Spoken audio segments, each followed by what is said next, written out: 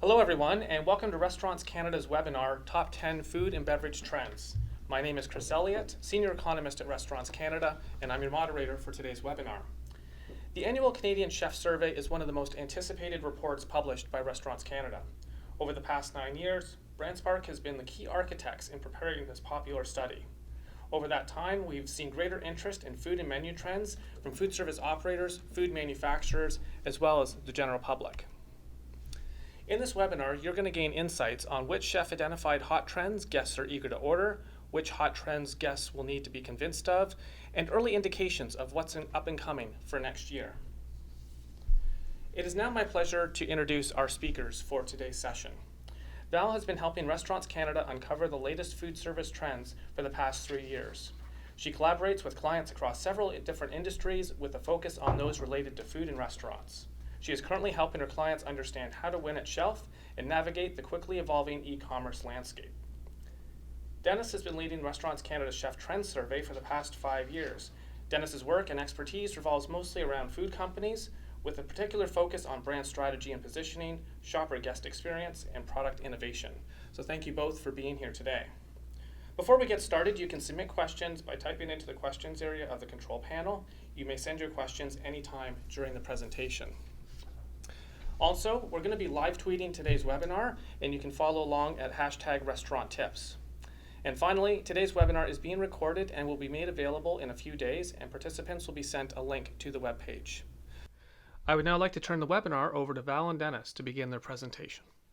Thank you so much, Chris. This is Dennis from BrandSpark, and I'm going to admit right up front, while the title is Top 10 Food and Beverage Trends, we're going to give you more than 10.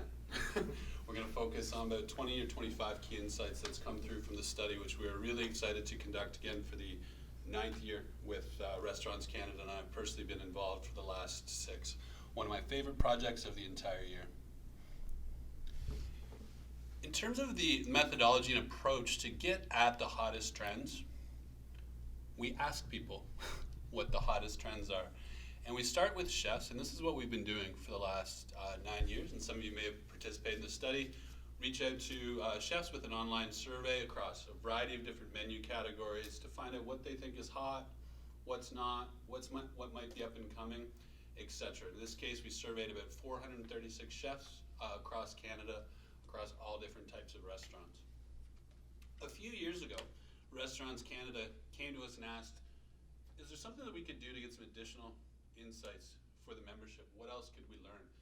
And what we settled on was, while we did the chef survey, we conducted essentially the exact same survey with consumers. And the idea was, if we can find out what chefs are thinking and cross-reference it with what consumers, what your guests are thinking, we can really identify some interesting opportunities and different ways that restaurants can strategize and really bring a lot of additional insights to the table. And that's what this report is focused on. So at the same time we were surveying the chefs, we were surveying 964 Canadian restaurant diners, representative of the market. This fancy looking 2x2 is a summary of how we look at information within each category. So these blue dots are actual category data from an unnamed category. It's a surprise. And the further something is to the right, the more chefs said it was a hot trend. And on the y-axis, where it says guests with the 3 individuals pictured there, the higher up it is, the more consumers were interested in ordering it. So you can see right from this initial scatter plot, there's some things that chefs say are really hot that consumers and guests really aren't that excited about, at least right now. There are other things chefs think are hot, consumers think are hot. They're a great area to explore. And then there's some other areas as well where consumers, guests are interested in something, but chefs aren't really thinking about it as much right now. So there might be some opportunities to refocus in those areas. For today's presentation, we're really focusing on 2 main boxes within each category. First one being things that both chefs and guests find hot. A lot of chefs are innovating and thinking about this area, and guests are really, really interested in it. And then for each category, we're also going to share an area that a lot of chefs find hot right now. A lot of people are thinking about it. A lot of people are innovating in that area. But guests at this time overall are not collectively that interested. And we really want to focus on that word collectively. We're not saying these things that are hot and not are bad ideas by any stretch of the imagination. There are certain restaurants where they will be great ideas, particularly if they match your guest profile, or restaurants that tend to be on the leading edge and shaping the tastes of the market. But it's good to have this knowledge because, for example, those menu trends, those things that come in that hot or not section, they're the ones you're going to need to do more careful marketing of. You're going to have to convince more guests that this is a good idea. While things that guests are already saying are hot, they more often sell themselves. They don't need as much marketing language behind them. You might not need your servers to be giving all those cues at the table to drive those orders. So knowing where that trend fits can help you execute better in restaurant in terms of actually getting the sales that you need from your menu innovations. So today's presentation, following the hot or not format that some people may be familiar with from last year, and I'm going to hand it over to Val to go through most of the key insights from the analysis. Hello, everyone. So, like Dennis mentioned, all of the trends that we're going to be speaking about today are hot as identified by chefs. What we're going to be looking at is whether or not these trends are hot in the eyes of guests. So to start, as an overall menu trend, half portions and smaller portions resonate both with chefs and guests. One thing that we have to remember is that many guests go to restaurants to indulge often, but there's also a sense of mindfulness. People want to know what they're eating. They want to make sure that they're not overeating in many cases, and half portions or smaller portions allow people to get what they want without feeling guilty about it. In particular, comfort food was actually guests' top interest in this category this year. So a good consideration for chefs would be to offer comfort foods in smaller portions, which would essentially lead you to a win-win situation and should be well received among a wide variety of guests. On the flip side, small plates and tapas are not as appealing to guests. This might seem a little bit counterintuitive given that smaller portions is a hot trend with them. And guests are interested in similar concepts like family style and tasting menus. However, small plates and tapas just doesn't necessarily appeal to them. This can speak to the potential benefit of sometimes tweaking concepts and communications to more accurately resonate with guests using the language that they are specifically looking for.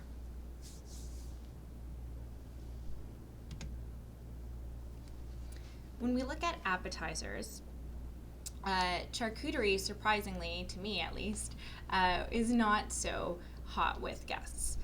It has been the hottest appetizer trend among chefs for 5 years in a row. They definitely are behind it. And there's a general sense of interest, but it seems that guests are just not necessarily interested in ordering charcuterie at a restaurant. They're pretty lukewarm about it. There are other opportunities that would better align to guests' interests. Things like appetizer combos or platters or bite-sized hors d'oeuvres are much more broadly appealing. And this is an area where, now that we particularly have that consumer information over time, when we see something like charcuterie being the hottest thing among chefs for 5 years, you'd expect it to be moving up on consumer interest, right? There's a lot of chefs innovating there, there's a lot of chefs pushing it must be a lot of restaurants, etc. When we're not seeing that trend on the consumer side, again, it's not saying take it right off the menu, but as Val was emphasizing, maybe there's some other areas that you can focus more efforts on that will resonate more with consumers and carry forward. One of the interesting things I found about this one in particular is that a lot of people seem to like charcuterie, like it seems to be a general interest, but it's something that's easy for someone to put together on their own with their favorite things. Whereas at a restaurant, the price point might not fit necessarily what you're looking for when it is something that you can do yourself very well.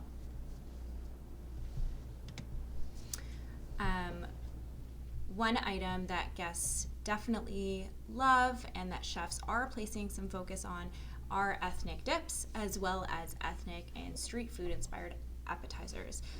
These are all the rage with both groups, but one thing to keep in mind is that when it comes to global cuisines, guests are really all about authenticity. They like sort of that real, authentic type of dish, so it's often better to stick to a single source of inspiration for ethnic inspired dishes rather than combining different cultures together. Guests just don't seem to be as into ethnic fusion as some chefs seem to believe.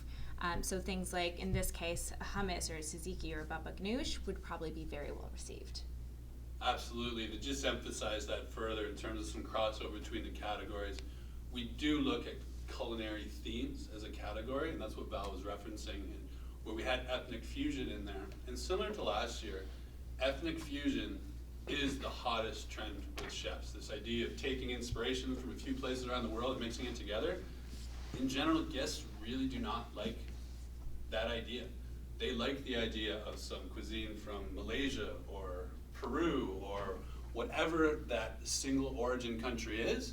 And as exciting and innovative as a menu item might be, it's often off-putting to guests when you start mixing things, mixing cultures and backgrounds together. It's been a really interesting finding over a couple of years, and might be an area where some chefs, some restaurants with the creative juices flowing may have gone a little bit too far towards that ethnic fusion side.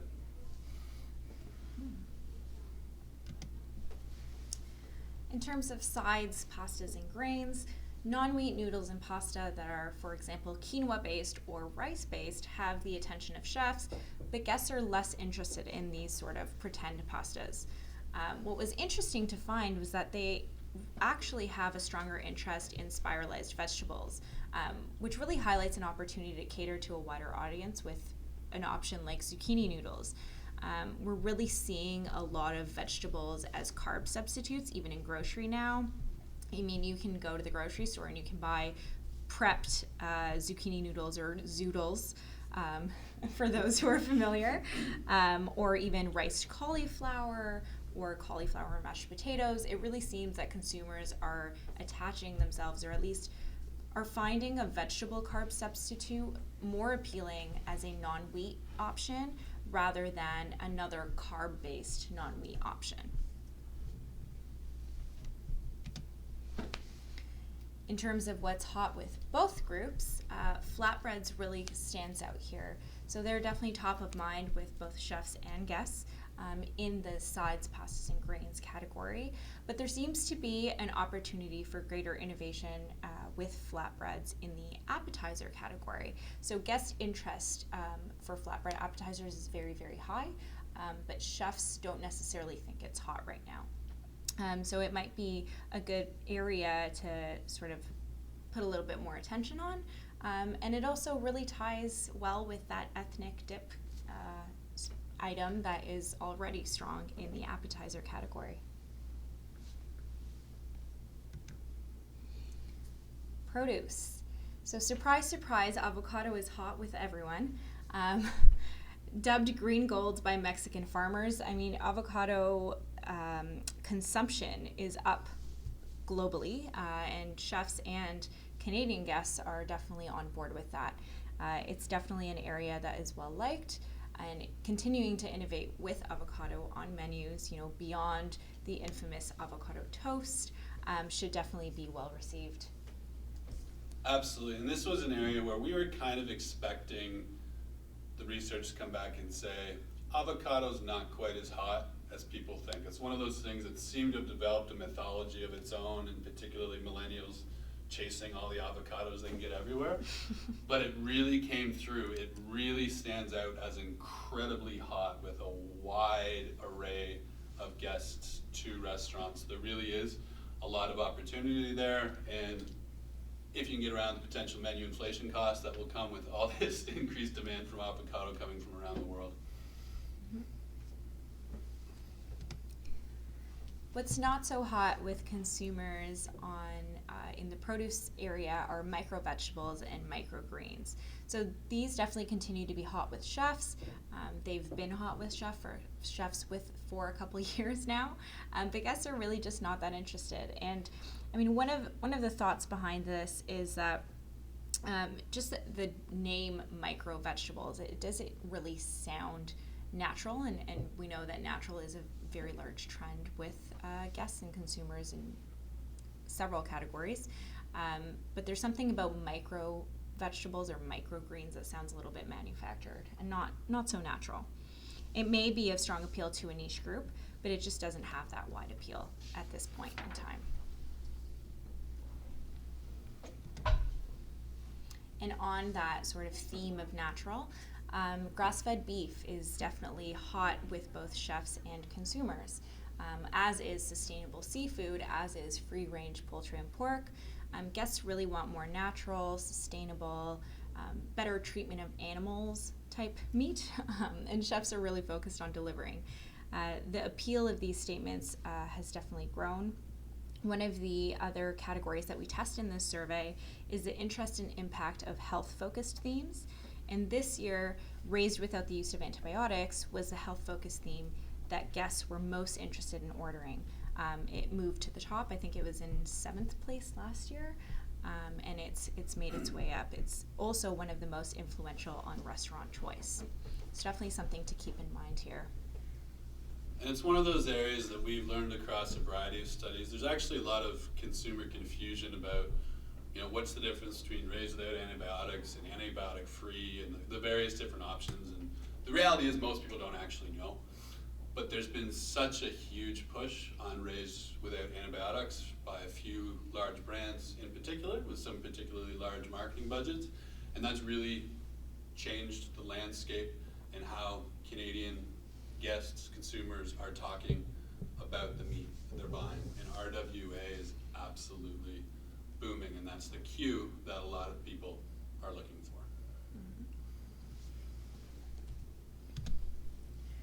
So on the flip side, it seems a little bit counterintuitive, but organic meats are not as widely appealing for guests. So unlike statements like grass-fed, organic can sometimes be a little bit too vague for the wide population to really understand. Guests are really drawn to claims that are clear, and they're becoming a little bit more wary of all-encompassing descriptors like organic. As oftentimes people will sort of, it's difficult to understand what organic actually means, whereas what grass-fed means. It means that the animal ate grass. It's a lot easier for a consumer to understand that and trust that type of a claim.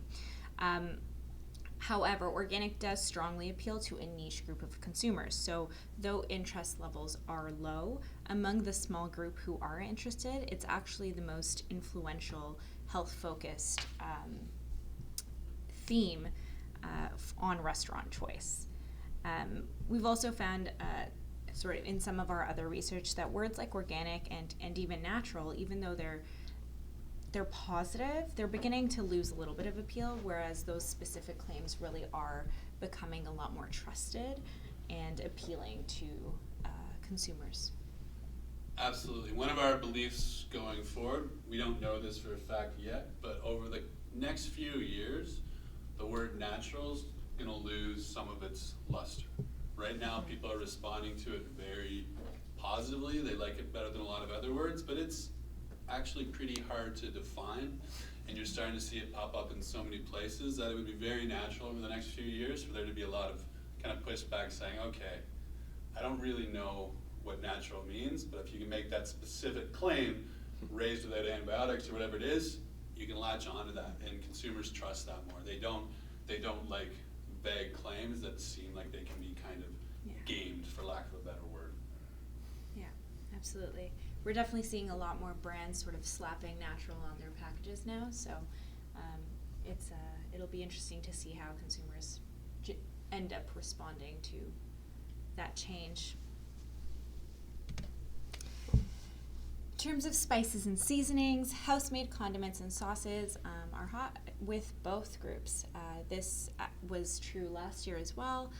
People really love handmade items or house-made items, and that really ties to that authenticity that guests are seeking. House-made really screams authenticity, and that extends beyond condiments or sauces. So handmade pasta is actually a huge hit for both groups in the sides and pasta and grains category. And so if you can communicate something that is made in-house, it's almost always a positive. And this is an area, so many of the restaurants that we've worked with, they take for granted that guests or consumers will know that they make stuff in-house. They'll talk about things that they do in the back. It's like, well, of course we do that. Of course we chopped that up this morning. Of course we did that here. And they just assume that guests know that. Guests, A, typically don't. B, they're very skeptical. So people tend to err on the side of, they've probably reheated that unless they're told otherwise. And finally, just the mention of that quality cue, that reminder tells them that it's good. So if you've got an individual sitting down in your restaurant to eat a menu item, just the very process of telling them that this was house made or this sauce, whatever it is, they're gonna respond better. They're gonna think it tasted better, and they're gonna have a better experience after because they've had that verbal mental reminder of it. So it's one of those communication cues that we find is vastly, vastly underused across most restaurants.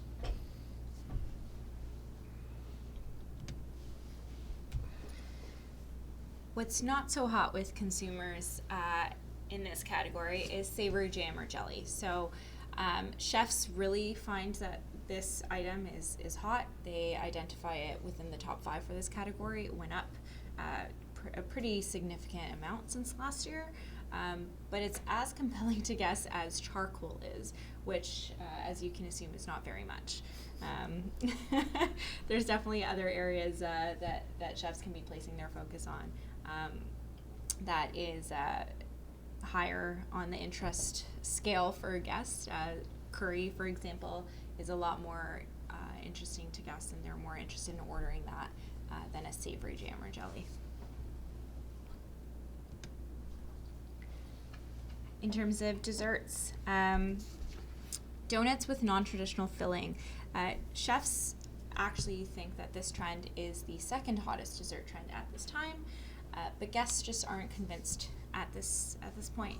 They're more interested in traditional ethnic desserts, for example. This trend is in that sort of hot category as well. So chefs do think that traditional ethnic desserts are hot. They did not last year, so they've sort of moved to be aligned with consumers on that category this year. Another dessert trend that is hot with both groups are dessert flights and combos. And this sort of came up several times within our findings. It's all about variety. Guests really want to get a taste of more than just one thing within a dish. So whether it's at the beginning of their meal, those appetizer combos and platters were also a very hot item for guests, or at the end of the meal in this case. If you can combine sort of a dessert flight with bite-sized mini desserts, that's an even better option.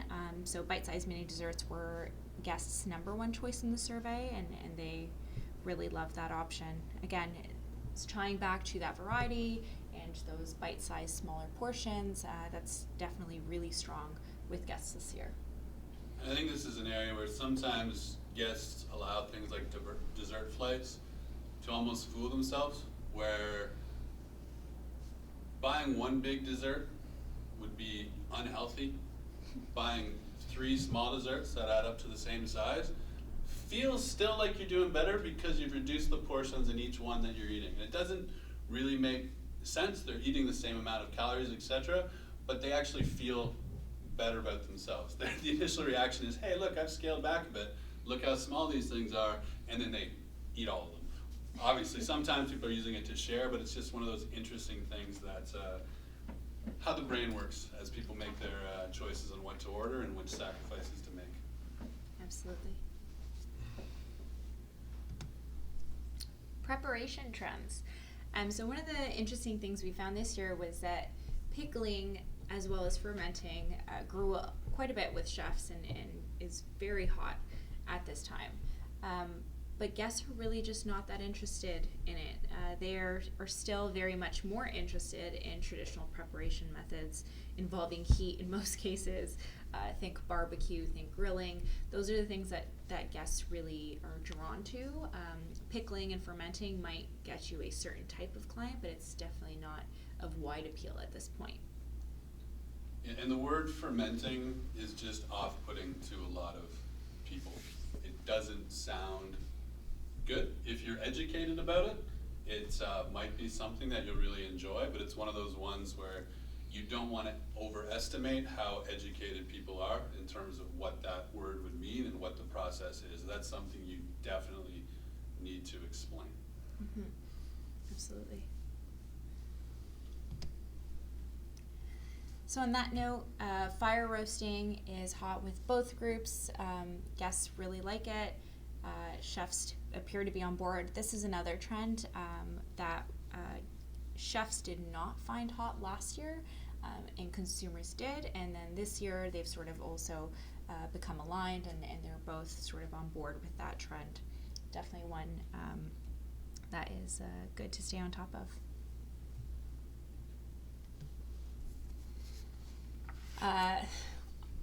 On the note of guests not being interested in fermenting, kombucha is another one where chefs think it's very hot. It's one of the hottest non-alcoholic beverage trends for chefs, but guests don't find it as interesting.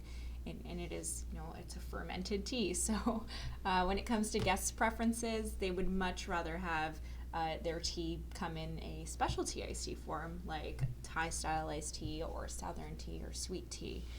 So definitely one to keep in mind.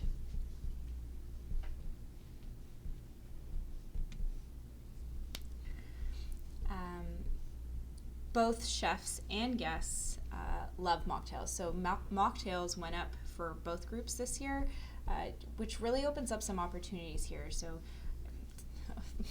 who says you can't have a fancy drink without alcohol in it? I mean, right now, if you're the designated driver, you're not drinking alcohol, a lot of your options are usually water or, Diet Coke.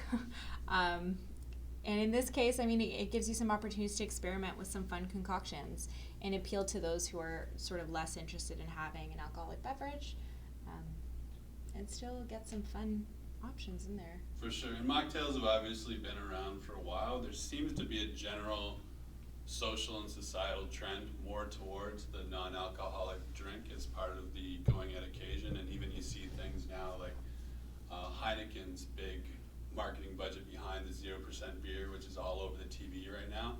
I think we're really going to start seeing more and more of an emphasis on this, where getting together for a fancy non-alcoholic drink will become a more common activity as opposed to just perhaps the one thing on the menu that the one designated driver happens to drink. So I think there's going to be a lot of growth and focus in this area over the coming years, just based on kind of how society's shifting right now.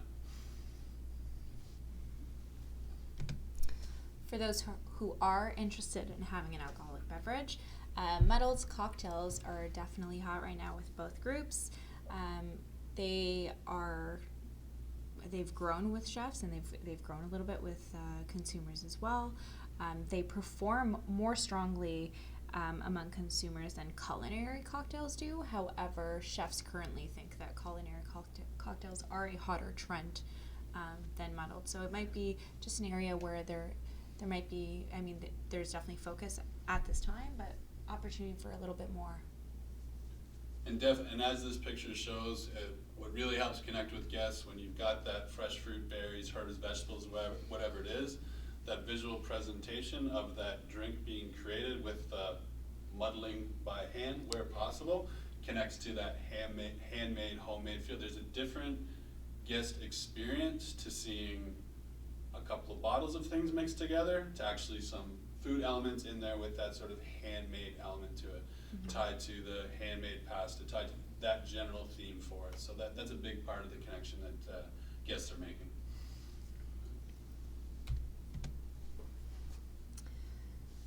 On the other hand, craft and artisan spirits are very hot with chefs and not they're not getting as much interest from consumers. This one's interesting because craft and artisan beer has been the top trend with chefs for a long time, and it's also the hottest. It's the item that has the most interest from guests, and it has since we've started doing this, the consumer portion 3 years ago. So it's interesting to see that craft artisan spirits don't perform as well with guests as craft artisan beer does. This may have to do just with the strength of spirit brands. I think there's a lot more openness to try a variety of different beer brands, and if they're craft and artisan, that has a sort of cool spin to it. Whereas spirits, it's just not quite there. And this is one where we started noticing a couple of years ago, there seem to be more and more articles coming out about the death of beer or the decline of beer, and particularly the younger generation coming through, drinking less and less of it and switching over to more spirits, more cocktail-based stuff. There seemed to be a lot of momentum behind that story that just hasn't really played out. It seems like that trend that was sort of being identified at the time was well overstated, and that interest in the beer side, particularly for the craft, has remained huge. I expect at some point in the future this will change, and it's actually one of the areas we're exploring in terms of, it does seem that those big brands are holding stronger in spirits, but the general trend in society with most food elements is towards the smaller brands, the locally made. Why isn't that translating as much into the spirits yet? We do think that that's coming likely at some point, but right now, hasn't happened. Not hot yet. On the culinary themes end, chefs continue to really identify gluten-free and allergy-conscious as one of the hottest culinary themes, and this has held true for the past couple years. We've seen it come through in the chef data often, but it's really important to remember that this type of an option really only appeals to a niche group of people. There's only so many people that need to be conscious of having a gluten-free option or some other food allergy. So just important to remember that it really only applies to a small percentage of guests. And this is one of the areas that's driven us the most crazy over the last number of years, quite honestly, where the amount of attention and discussion we saw around gluten-free was just vastly outweighing the demand for it. And there seemed to be this perception that more and more people are going this direction, even though it's such a small niche part of the market. And one of the other things that we've learned consistently that sometimes restaurants can forget about is you might think adding a, hey, this is gluten-free claim to a menu item, it's gonna be, some people are gonna like it, and then some people are gonna ignore it. Like it's gonna be a positive lift. It actually often doesn't go that way. So subconsciously, a lot of guests, when they see a cue like that, if they don't want gluten-free, what they mentally process is this is going to taste worse than what I'll call the normal version. And we've seen this with a lot of health claims before, where even there's a famous restaurant study done on some pastas down in the United States a couple of years ago, where they had a menu item, and then they just started communicating that it was healthier. They didn't change anything about the menu item. They added a health benefit claim to it in terms of, this is better for you, and sales dropped 50%. Because people interpret, if it's healthier for me, it's probably gonna taste worse. And as Val was alluding to, a lot of times when people go out, they're trying to indulge themselves. So there's definitely opportunities with gluten-free menu options and other healthier options, but you have to be really careful with them, because a lot of people are looking for the opposite. And if you go too far down that road and have too many menu items highlighting how healthy they are, you're just telling a lot of guests, these aren't gonna taste good, even if they do. Again, the mind's very complex in how it makes its decisions on what to order. Yeah, and gluten-free, is one of those things where it's not to say that it's not impactful for those people who are looking for it. It's just that the proportion of people that are looking for it is quite small. What is hot with guests, and which really ties back to all of this discussion about ethnic dishes being hot and authenticity is inspiration from street foods on a menu in general. And that has risen in interest among both groups this year. And again, really further highlights that theme. Things like tempura, kebabs, again, try to stick to those authentic experiences and not too much of the mixing of different cultures. So some of the other items that we want to talk about that don't fit into either of those two sort of quadrants that we've been focusing on are a selection of items that guests are very interested in ordering that chefs don't currently think is hot. Again, these are some of the opportunities, and some of the items that we spoke about today were in this category last year and have now moved into that hot, or I don't know, I guess hot category is the best way to describe it. So these are some good items to keep an eye on. They definitely have some high potential in terms of appeal. Brussels sprouts is one. I found that pretty interesting. I mean, one thing that I've noticed is that I personally cannot make Brussels sprouts at home and enjoy them. They would be awful if I tried to make them. However, I've had some pretty phenomenal Brussels sprouts dishes at a restaurant. And so it's important to remember that oftentimes people really like to eat things that they can't quite make well themselves when they go out. And on the produce end, that seems to be Brussels sprouts right now. Specialty iced tea, we did talk about this a little bit earlier in the presentation. Guests are very, very interested in this non-alcoholic beverage, and might be an area that could have some room for growth in the next year. Eatertainment. This one I think is extremely interesting. We're in a, I guess, period of time where you can pick food from so many different places. You have so many different options for how to get it, where to get it, and people are looking for different ways to distinguish where to go. And Eatertainment really provides, I think, some really good value. If you can be entertained and get your meal at the same time, that's awesome. You no longer have to go to a movie and then go to dinner. You can do everything all at the same time, and that's of really high interest among guests right now, and I think it'll grow for sure in the upcoming years. For sure, and to add a couple more as a reward for the people that have listened through for this long, there's a couple more that Val's referred to earlier in the presentation that would have fallen into this category as a reminder. So flatbread apps, when she spoke about those, they are in this category where chefs have identified flatbreads as hot overall. When you look at it in the appetizer category, no, they're not thinking about it much, where consumers are really, really interested in the appetizer category. So that's an area to explore. Exotic mushrooms are another one that they were actually quite close to Brussels sprouts. Curry was mentioned earlier. That's something that a lot of consumers have a high interest in that chefs might not be thinking about as much. Pulled pork and shellfish are still areas where there's a lot more interest from the consumer side than what chefs seem to be focusing on in innovating in that area. And finally, ciders and draft wine are another. We talked a bit earlier about cocktails and beer, back and forth.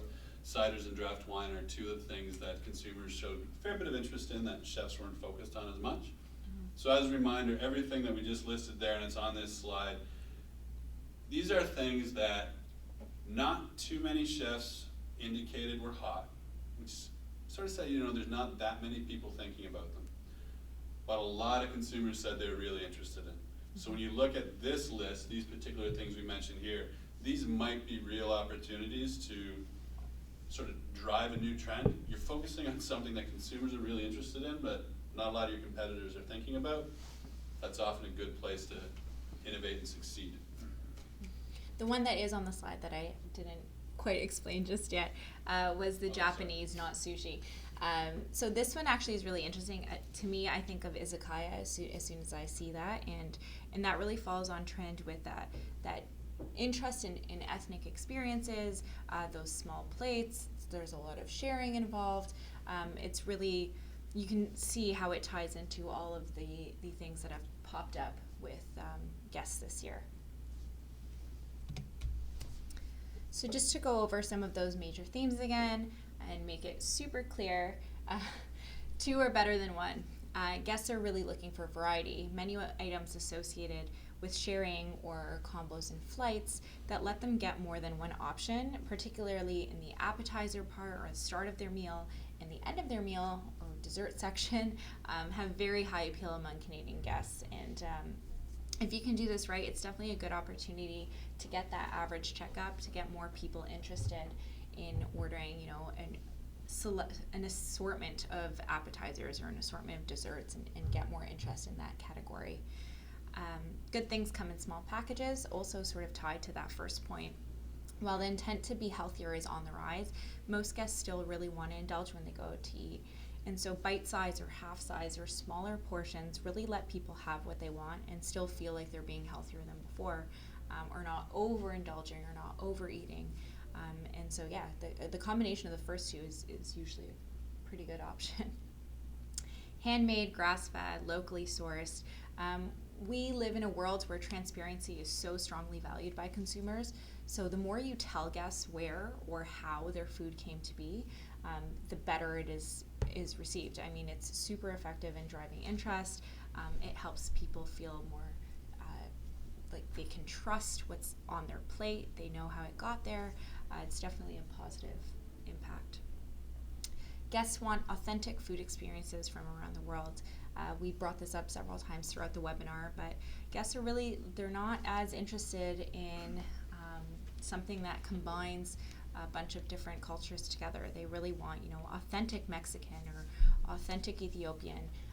Try to stick to one, and you'll probably get more of an interest from the guest side of things.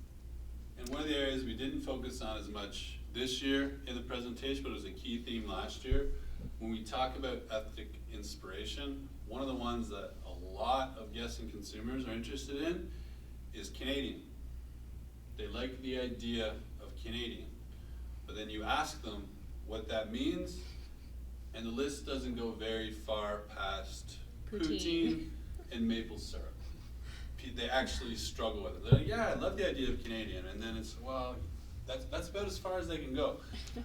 We firmly believe there's a lot of opportunities around, Canadian-based, whether it's, meat source from Canada, etc., and really some room to innovate around that Canadiana, because there's a lot of sort of latent desire there, but nobody's really come up with a way to offer something a lot of people see as quintessentially Canadian, other than, like I said, the maple syrup poutine. Mm-hmm. And then last but not least, Dennis alluded to this in the beginning, niche can be good, just don't forget that it's niche. So some of these hottest trends might be great for your particular restaurant or your particular area, your particular customer, but some of them may not be so great for your particular guests. If you're needing sort of that wide appeal, just keep in mind that some of these niche trends are niche. Absolutely, and going right back to the start, like I said, we added the consumer part to this research 3 years ago at the request of Restaurants Canada, and it really was to be able to come back and say, before, we'd say, this is what chefs find hot, and that's the kind of end of what we can say. Now we can come in and say, for these, if chefs find these two things equally hot, guests are really interested in these ones and not these ones. It's a totally different approach that's required to be successful with those two different options. And now with that additional insight, you can know which areas that people are a lot of guests are gonna be naturally drawn to, which ones will need to sell more, which ones that maybe, if you're a restaurant that's really targeting foodies that live in downtown Toronto, you might be able to jump right on that train and be the leader for it. But if your guests tend to be, a little slower to come around to the hottest trends, maybe you're a restaurant in the suburbs or, your particular neighborhood, you can identify which ones to say, maybe my restaurant's not ready for this particular trend yet. We need to wait, because if we launch it right now, it's not going to be successful because there's not enough guests that are interested in it. So that's why we added that, and we think it provides a lot of additional value to the report. Lastly, just a bonus insight, just to keep this top of mind, because we found this pretty interesting this year. It's no surprise that online and mobile continues to grow, but what we've seen in particular since last year is that almost 60% of consumers looked up directions, locations, or hours of operation on their smartphone tablet for a restaurant. That's up 10% since last year. That's a pretty big jump. And it now means that the majority of consumers are doing this. We're also looking at ordering takeout and delivery through a restaurant's website. 40% of consumers did this last year. That's up 9%. And then lastly, 29% of consumers used rewards or special deals on their smartphone or tablet, within a restaurant, and that's up 6% since last year. It's just so important to make sure that your online presence is up to date, provides all the information that people are looking for. It's so easy for someone to just go onto their phone and look at like a whole selection of restaurants, and if you're sort of missing the information that they're looking for, you might be losing out on someone just from not having everything up there. So just something to keep in mind as we move forward. Thank you very much for having us